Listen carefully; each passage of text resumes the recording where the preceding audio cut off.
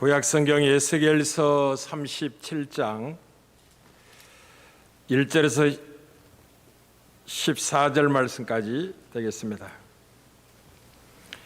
에스겔서 37장 1절부터 14절 말씀입니다. 여호와께서 권능으로 내게 임재하시고 그의 영으로 나를 데리고 가서 골짜기 가운데 두셨는데 거기 뼈가 가득하더라. 나를 그 뼈 사방으로 지나가게 하시기로 본즉 그 골짜기 지면에 뼈가 심이 많고 아주 말랐더라. 그가 내게 이르시되 인자야 이 뼈들이 능히 살 수 있겠느냐 하시기로 내가 대답하되 주 여호와여 주께서 아시나이다. 또 내게 이르시되 너는 이 모든 뼈에게 대언하여 이르기를 너희 마른 뼈들아 여호와의 말씀을 들을지어다. 주 여호와께서 이 뼈들에게 이같이 말씀하시기를 내가 생기를 너희에게 들어가게 하리니 너희가 살아나리라. 너희의 힘줄을 두고 살을 입히고 가죽으로 덮고 너희 속에 생기를 넣으리니 너희가 살아나리라. 또 내가 여호와인 줄 너희가 알리라 하셨더라. 이에 내가 명령을 따라 대언하니 대언할 때 소리가 나고 움직이며 이 뼈 저 뼈가 들어맞아 뼈들이 서로 연결되더라. 내가 또 보니 그 뼈에 힘줄이 생기고 살이 오르며 그 위에 가죽이 덮이나 그 속에 생기는 없더라. 또 내게 이르시되 인자야 너는 생기를 향하여 대언하라. 생기에게 대언하여 이르기를 주 여호와께서 이같이 말씀하시기를 생기야 사방에서부터 와서 이 죽음을 당한 자에게 불어서 살아나게 하라 하셨다 하라. 이에 내가 그 명령대로 대언하였더니 생기가 그들에게 들어가매 그들이 곧 살아나서 일어나 서는데 극히 큰 군대더라. 또 내게 이르시되 인자야 이 뼈들은 이스라엘 온 족속이라. 그들이 이르기를 우리의 뼈들이 말랐고 우리의 소망이 없어졌으니 우리는 다 멸절되었다 하느니라. 그러므로 너는 대언하여 그들에게 이르기를 주 여호와께서 이같이 말씀하시기를 내 백성들아 내가 너희 무덤을 열고 너희로 거기에서 나오게 하고 이스라엘 땅으로 들어가게 하리라. 내 백성들아 내가 너희 무덤을 열고 너희로 거기에서 나오게 한즉 너희는 내가 여호와인 줄을 알리라. 내가 또 내 영을 너희 속에 두어 너희가 살아나게 하고 내가 또 너희를 너희 고국 땅에 두리니 나 여호와가 이 일을 말하고 이룬 줄을 너희가 알리라. 여호와의 말씀이니라. 아멘. 코로나19도 불편하지만 여름 무더위가 어느 해와 달리 상당히 우리를 괴롭히는 중에 있습니다. 우리 곧밖에 모든 성도들에게 하나님이 그늘이 되어주시길 바라고 주 예수 그리스도의 이름으로 은혜와 평강을 충만히 허락해 주시기를 축복합니다. 우리는 코로나19라는 이 팬데믹 시대를 살아가면서 과연 인류에게 소망이 있는가라는 질문을 가지고 본문을 살펴보는 중에 있고 특별히 재난과 난리의 소문이 가득한 이 세상에 희망은 있는가라는 것을 본문을 통해서 확인하고 희망을 붙들고 살아가기를 소원하면서 이 시리즈 설교가 시작되고 있습니다. 예수님은 세상의 마지막 날과 그리고 자신이 재림할 때에 관하여 말씀하면서 마치 노아의 때와 같고 롯의 때와 같을 것이라고 말씀을 하셨습니다. 사람들이 임박한 심판을 목전에 두고도 오직 먹고 마시고 장가들고 시집가다가 홍수가 나서 그들을 다 멸망시켰다라고 성경 기록하고 있습니다. 또 롯의 때와 같으리니 사람들이 먹고 마시고 사고 팔고 심고 집을 짓더니 롯이 소돔에서 나가는 날에 하늘로부터 불과 유황이 비오듯이 하여 그들을 멸망시켰던 시기와 같을 것이라고 주님이 말씀을 하셨습니다. 무슨 말이냐면 주님은 계속해서 경고의 나팔을 불고 있음에도 불구하고 사람들의 관심은 먹고 마시는 데 있고 시집가고 장가가는 데 있으며 심고 집 짓는 데 온 마음이 집중되어 있어서 심판을 향하여 마지막 심판을 향하여 마치 달려가고 있는 시대와 같을 것이라고 말씀을 하신 것입니다. 참으로 안타깝고 우리가 사는 전 인류가 이런 모습으로 코로나19를 극복하려고 애를 쓰는 것을 보게 됩니다. 교만을 회개하고 겸손하여 하나님을 찾는 자로 돌아가지 아니하고 어찌하든지 먹고 마시는 편한 환경과 조건을 만들기 위하여 데모도 하고 새를 규합하여 아우성을 질러 보기도 하는 모습을 갖게 되고, 밤이면 불야성 같은 유흥업소를 찾아서 육체의 쾌락을 위해서 임박한 심판을 모르고 불행을 향하여 달려가고 있는 모습을 우리가 보게 됩니다. 이런 상황 속에서 과연 인류에게 소망이 있다면 무엇에 근거하여 소망이 있을까? 그것은 자기 백성을 향한 하나님의 마음의 어떠한가가 그 소망을 결정한다고 여러분에게 말씀을 드렸습니다. 그리고 성경은 인류를 향한 하나님의 마음이, 특별히 자기 백성을 향한 하나님의 마음이 어떠한지를 여러 곳에서 이미 알리고 계십니다. 우리가 잘 알고 있는 요한복음 3장 6절은 하나님이 세상을 이처럼 사랑하사 독생자를 주셨으니 그것은 그를 믿는 자마다 멸망치 않고 영생을 얻게 하려 함이라 라고 하여 하나님의 마음은 인류가 멸망하는 데 있지 아니하고 영원한 생명을 얻게 하는 데 있다고 말씀하고 있습니다.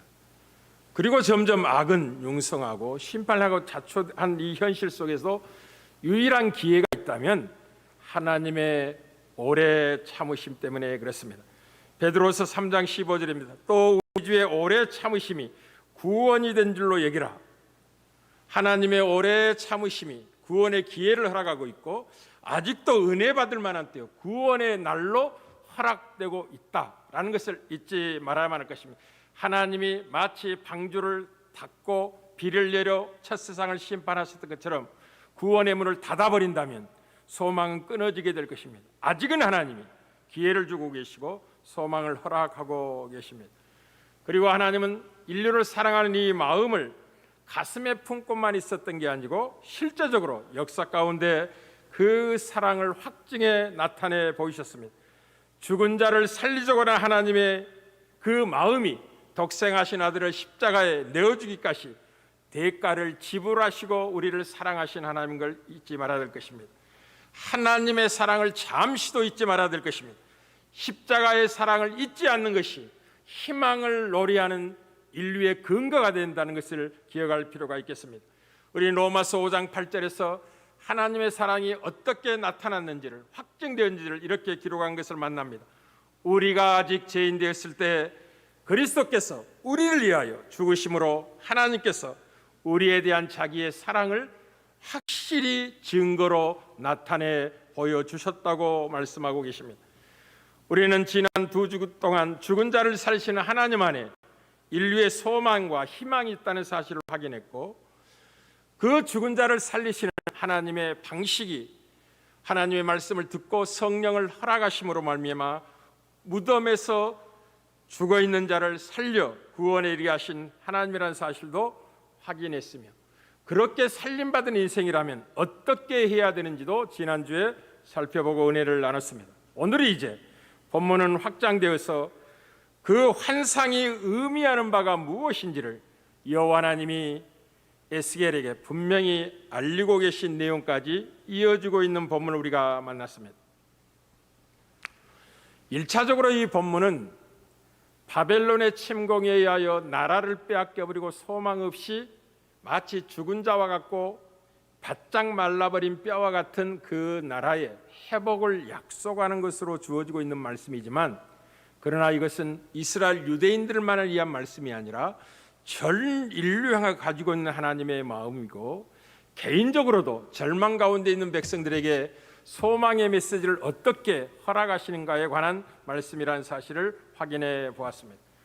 아주 중요한 질문으로부터 시작합니다. 하나님이 에스겔을 뼈가 심이 많은 바짝 마른 뼈가 가득한 곳을 보게 하시고 이렇게 묻습니다. 인자야, 이 뼈들이 살 수 있겠느냐라고 물으셨습니다.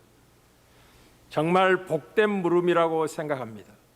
왜냐하면 바짝 말란 뼈를 살릴 수 있는 하나님 외에는 이런 질문을 할 수 있는 인생이 아무도 없기 때문에 그렇습니다. 어느 인생이 이런 질문을 하겠습니까? 절대로 살아날 수 없을 것인데, 그러나 하나님은 살릴 마음을 갖게 계시고 그 마음대로 능력을 행하여 살릴 수 있는 분의 질문이기 때문에 이 메시지가 희망의 메시지, 소망의 질문인 거죠. 그리고 에스겔은 정확히 대답을 합니다. 주 여호와여, 주께서 아십니다.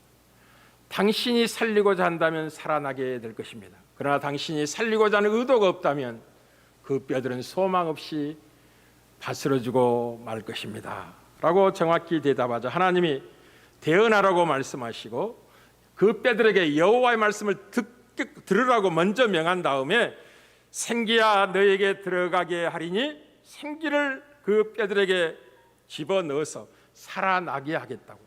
그러면 그들 이에 힘줄을 두고 살을 입히고 가죽을 덮고 너희 속에 생기를 넣어 너희가 살아날 것이라는 먼저 아직 실제적인 행함 없이 예언적인 말씀을 합니다.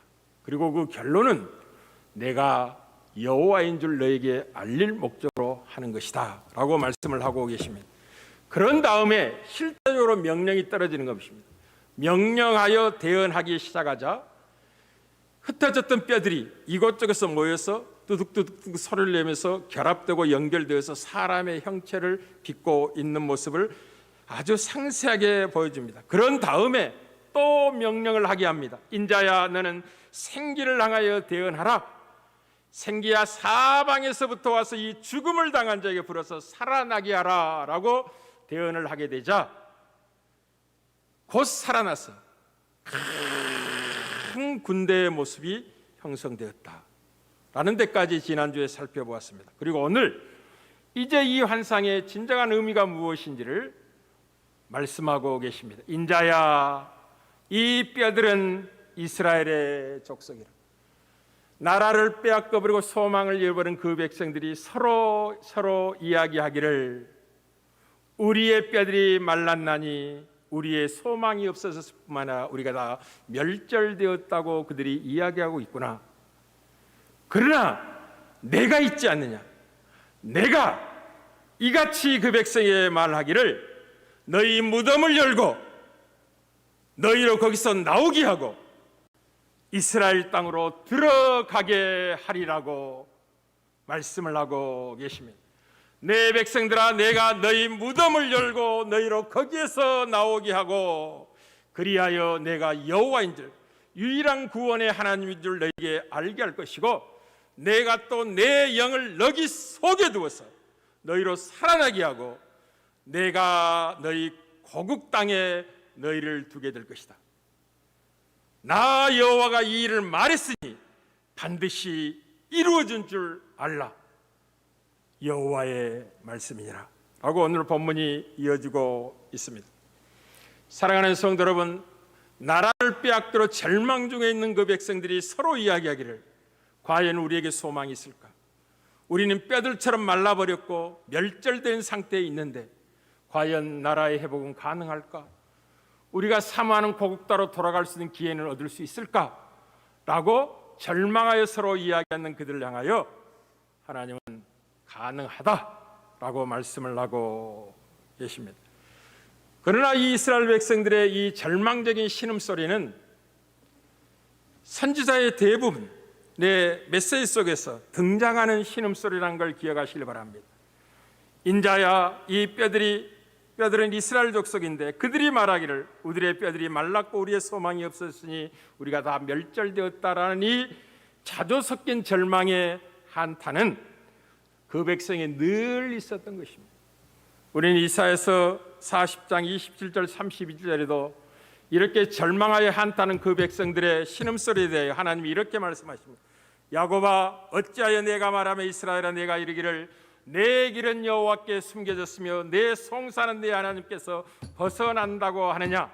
너는 알지 못하였느냐 듣지 못하였느냐. 영원하신 하나님 여호와 땅끝까지 창조하신 이는 피곤하지 않으시며 명철이 한이 없으시며 피곤한 자에게 능력을 주시며 무능한 자에게 힘을 더하시는 하나님이니라. 절망 가운데 있는 그 백성들에게 능력을 주시고 힘을 더해줄 수 있는 하나님이 계시기 때문에 그 백성은 소망이 있는 것입니다.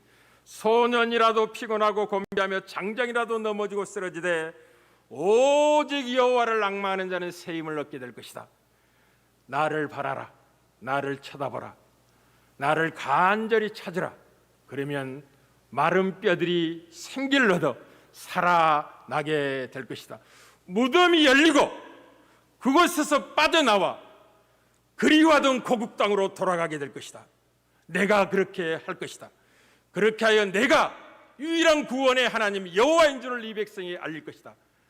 내가 말하고 있느니라 라고 말씀하십니다. 사랑하는 성도 여러분, 이 절망 가운데 인류, 마치 노아의 때와 같고 롯의 때와 같다고 진단을 했습니다. 가볍게 들으시면 안 됩니다. 코로나19라는 팬데믹 상황을 가볍게 보시면 안 되고 전 지구 속에 난리와 재난의 소문이 가득합니다. 뉴스를 들어보십시오.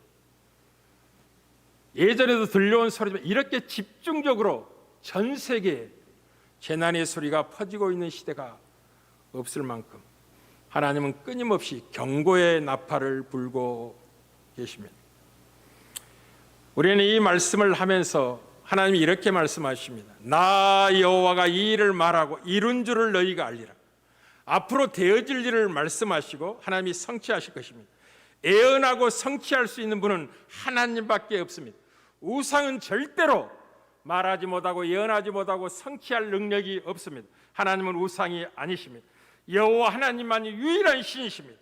그 증거가 무엇입니까?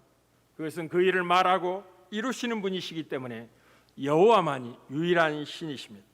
하나님 아닌 다른 것에 소망을 두고 살아가는 모든 사람들은 우상을 섬기고 있는 것과 같습니다. 다시 말씀드리겠습니다. 하나님께 소망을 두지 아니하고 인생을 살아가고 있는 모든 사람들은 우상을 섬기고 있는 것과 같습니다. 그리고 우상을 섬기는 사람들은 하나님 앞에 가증한 삶을 살고 있다는 걸 잊지 말아야 됩니다. 우리는 이사야 41장 21절에 24절에 하나님과 우상의 다름을 하나님이 이렇게 말씀하십니다. 나 여호와가 말하노니 너희 우상들은 소송하라. 소송에 있어서 가장 중요한 것은 확실한 증거를 보이는 거죠. 재판에서 제일 중요한 증거입니다. 우상, 너희들이 신이라고 하는데 신인 증거를 한번 보여봐라는 거죠.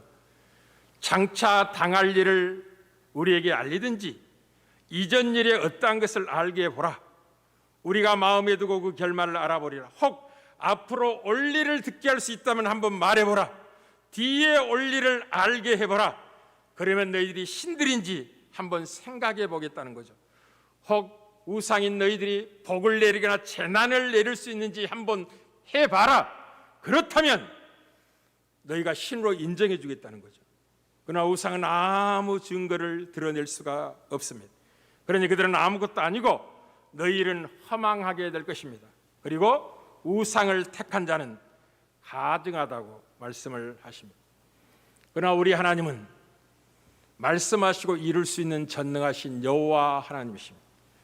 오늘 이 말씀은 70년의 포로 생활을 통해서 회복하여 1차적으로 완성되는 것 같지만 진정한 완성은 그리스도 예수의 죽음과 부활로 말미암아 성취되는 예언이라는 걸 잊지 말아야만 합니다.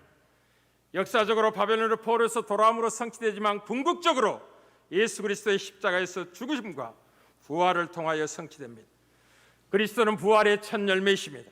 그렇기 때문에 예수 그리스도는 열방의 소망이 될 것입니다. 그리스도 외에는 소망이 없다는 걸 잊지 말아야 됩니다. 여러분은 이 오늘 본문의 성취가 마태복음 27장에 기록되어 있습니다. 예수님이 십자가에서 운명하실 때 무슨 일이 있었는지를 기억하셔야 됩니다. 오늘 이 본문 그대로 하나님이 무덤을 열고 그들을 거기에서 나와 예루살렘 성으로 그들을 들여보냅니다. 마태복음 20장 50절 53절입니다. 예수께서 다시 크게 소리 지르시고 영원히 떠나시니라. 십자가에서 운명하셨다는 거죠. 그때 무슨 일이 있었냐면 이에 성소휘장이 위로부터 아래까지 찢어 둘이 되고, 쉽게 말하면 이제 예수 그리스도의 피를 의지하는 모든 하나님의 백성들이 하나님의 면전에까지 나아갈 수 있는 시대가 열렸다라는 거죠. 지성소 앞을 가로막혔던 시장이 쫙 갈라짐으로 말미암아 누구든지 그리스도의 이름을 의지하고 하나님의 앞에 나아가 은혜를 구할 수 있는 시대가 되었다라고 하면서 땅이 진동하며 바위가 터지고 무슨 일이 있었냐면 무덤들이 열리며 자던 성도의 몸이 많이 일어나게 됩니다. 아직 살아나오지는 못합니다. 마치 흩어졌던 뼈들이 이곳에 삐깍삐깍 소리를 내고 형체를 갖추고 모습을 갖춘 것처럼, 그리고 그 위에 살이 붙고 힘줄이 붙고 이제 완전히 살아날 준비를 하고 있는 것처럼 그렇게 무덤이 열리면서 자던 많은 성도들이 일어났습니다. 그러나 언제 살아나느냐? 예수의 부활 후에 그들이 무덤에서 나와서 거룩한 성에 들어가 많은 사람이 보이니라고요. 부활 후에 그들이 살아나 무덤에서 나와 예루살렘 성으로 들어가게 됩니다. 이 말씀 그대로 성취가 되는 겁니다. 예수의 부활이 갖는 것은 무엇이냐면 예수님의 부활 후에 하나님이 성령을 보내시고 그리고 마치 생기를 사방에 불어 살아나게 하여 고국 땅으로 돌아가게 한 것처럼 하나님의 거룩한 성 예루살렘으로 많은 무덤에 갇힌 자들이 살아나와 들어갔습니다. 얼마나 충격을 받았을까 한번 생각해 보세요. 죽었던 부모가 다시 돌아온 겁니다. 죽었던 어린아이가 다시 살아온 겁니다. 그러니 예루살렘 성 안에는 충격과 경악과 기이함으로 가득했을 것입니다. 안 그렇겠습니까?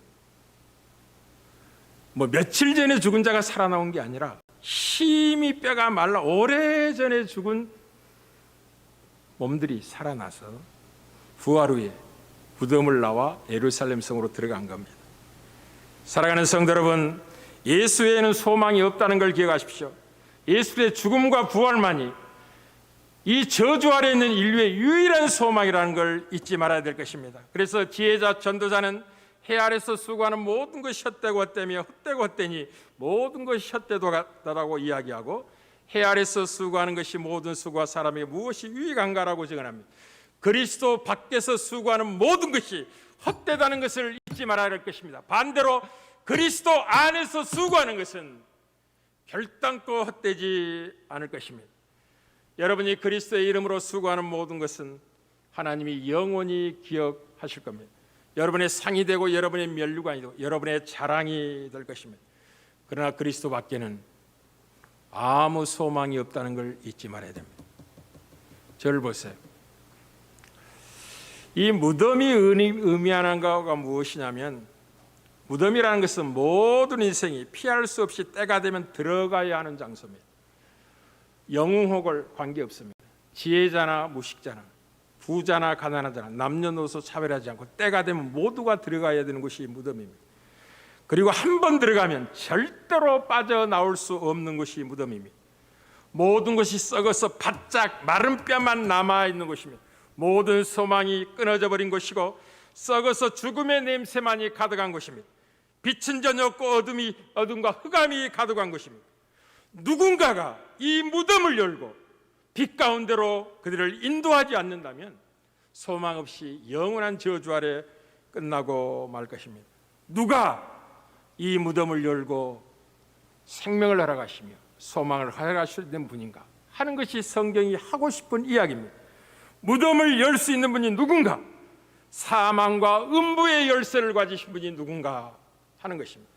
그것은 구약은 여호와라 이름하신 구원의 하나님이고, 신약이 오면 이 여호와라 이름한 하나님이 그리스도 예수의 이름으로 이 땅에 오신 하나님이라고, 예수만이 유일한 무덤을 열고 생명을 줄 수 있는 구원자라는 사실을 확증하고 있습니다. 요한계시록 1장 17절 18절입니다. 내가 볼 때 그의 발 앞에 엎드려져 죽은 자같이 되며 그가 오른손을 내게 얹고 이르시되 두려워하지 말아라. 나는 처음이요 마지막이라. 곧 살아있는 자라. 내가 전에는 죽었었노라. 볼죄다 이에 세세토록 살아있어 사망과 음부의 열쇠를 가졌노라. 무덤에서 우리를 끄집어내어 영원한 생명에 이르게 하실 분은 우리 구원의 주 예수 그리스도밖에 없다는 사실을 기억하십시오. 그러니 사랑하는 성도 여러분, 이 무더위에 하나님을 예배하러 나오신 여러분들이여, 가정에서 겸비함으로 하나님 앞에 고개를 숙이고 말씀에 청조하고 있는 꽃밖에 모든 성도 여러분들이요, 하나님이 우리를 향한 마음을 알았다면 하나님은 우리에게 평안을 주는 것이고 미래와 소망을 주는 것이야. 그리스도 예수 안에서 이 사실을 알고 있다면 기도로 이 사실을 누리셔야만 합니다. 기도는 하나님의 뜻이 이루어지기를 간절히 바라는 것입니다. 하나님이 자기 백성을 하여 가지신 그 마음이 현실로 성취되고 드러나기를 위해서 간절히 구하는 게 기도입니다. 그래서 예레미야를 통해서 하나님은 그의 마음을 알리시고 기도와 연결시키고 있는 것을 만나게 됩니다. 예레미야 29장 11절 13절입니다. 여호와의 말씀이니라 너희를 향한 나의 생각을 내가 하나니 평안이요 재앙이 아니니라. 할렐루야. 이런 말씀을 들을 때 크게 아멘 하셔야 됩니다. 아파트 100채 소유하십시오. 즐거울 수 있죠. 그러나 그런 건 아멘할 내용이 아닙니다. 하나님의 마음이 우리를 향하여 어떤 마음을 갖고 있는지를 깨닫게 될 때 힘이 솟는 거죠. 그 하나님 우리에게 평안을 주시고 미래의 소망을 주로 작정하셨다면 우리를 막을 자가 어디가 있겠습니까? 근데 이 하나님의 마음을 무엇으로 현실에서 누리냐면 기도로 누릴 수 있기 때문에 하나님이 그것을 기도로 연결시키는 겁니다. 너희에게 미래와 희망을 주는 것이니라. 너희가 내게 부르짖으며 내게 와서 기도하면 내가 너희들의 기도를 들을 것이요 너희가 온 마음으로 나를 구하면 나를 찾을 것이요 나를 만나리라 라고 하여 하나님의 뜻을 드러내신 다음에 반드시 그 뜻을 이루어질 기도하며 현실에서 복을 얻으라 라고 말씀을 하고 있는 것입니다. 사랑하는 성도 여러분, 오늘 본문은 하나님이 이렇게 말씀하십니다. 그렇게 뼈가 붙고 형체를 갖추고 살아난 그들에게 하나님이 내 영을 너희 속에 두어 너희가 살아나게 하고 내가 또 너희를 고국 땅에 두리라고 말씀을 하십니다. 그래서 무덤에서 살아나온 사람들은 하나님의 영을 소유한 자들로서 고국 땅으로 돌아가게 될 것입니다. 하나님은 고국 땅으로 돌아가게 하시려고 무덤을 열고 우리를 구원하신 하나님인 걸 잊지 말아야 됩니다. 우리가 돌아가야 될 고국은 어디입니까? 우리가 가야 될 우리의 본향은 어디입니까? 우리의 영원한 나라는 어디입니까? 우리가 살고 있는 대한민국 우리의 본향입니까? 아닙니다. 그것은 무덤이 허락되는 곳이고 우리가 가야 될 본향은 따로 있다고 성경이 이야기합니다. 그것은 바로 새하늘과 새 땅입니다. 그때 우리는 마침내 평생 찾아 헤맸던 고국에 이르게 될 겁니다. 누가? 무덤에서 나와 하나님의 영을 소유한 자들이, 지금 성령을 소유하고 있는 백성들이 영원한 나라 천국에 들어가게 될 것입니다. 우리는 그 위대한 하나님의 사람이 있던 C.S. 루이스라는 이 지성인 중에 지성인이고 천재죠. 그분이 진리를 깊이 깨닫고 이 성경의 전체적인 그 핵심과 메시지를 특별히 어린아이들에게 동화 형식으로 알리고 싶은 열망을 가지고 많은 저수를 했습니다. 그 중에 나니아 연대기라는 이 판타지 아동 문학이 있습니다. 그 전체적인 핵심은 무엇이냐면 이제 거기에 나오는 윤유의 주월처럼 고향을 떠나 수많은 사건과 연루돼서 방황하고 또 방황하도 그리워하던 그 곳을 가고 싶어 하다가 마침내 그곳에 도착하게 됩니다. 그때 이 윤유권 주 이렇게 증언합니다. 마침내 집에 왔어. 여기가 내 진정한 고향이야.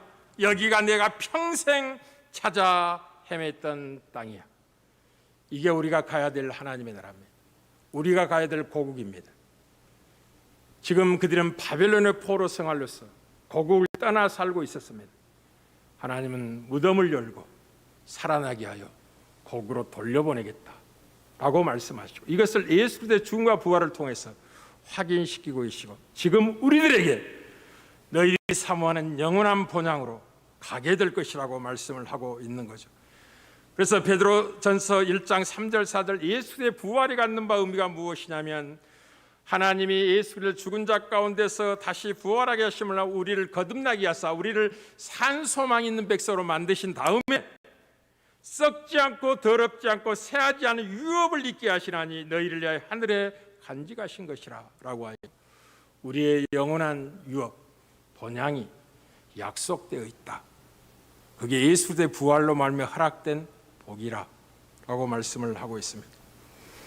사랑하는 성도 여러분, 저는 이 코로나 팬데믹 상황에서 인류의 소망이 있는가를 묻고 있습니다. 그리고 이 재난과 난리의 소문이 가득하고 하나님이 경고의 나팔을 아주 크게 불고 있는 이때, 마지막 심판이 째깍째깍 우리의 목전에 이르고 있는 이때, 깨닫지 못하고 오히려 심판으로 달려가는 인류를 향하여 하나님의 오래 참으심과 사랑만이 유일한 구원의 기회가 될 것이라고 말씀하고 있고, 그 하나님이 그렇게 무덤을 열고 살아난 그들을 고국 땅에 돌아가게 하셔서 알리시고 싶은 내용이 무엇이냐면, 내가 여호와인 줄을 알게 하리라는 거죠. 무슨 말이냐면, 이러한 모든 사실들은 예수만이 구원자임을 알리는 데 목적이 있습니다.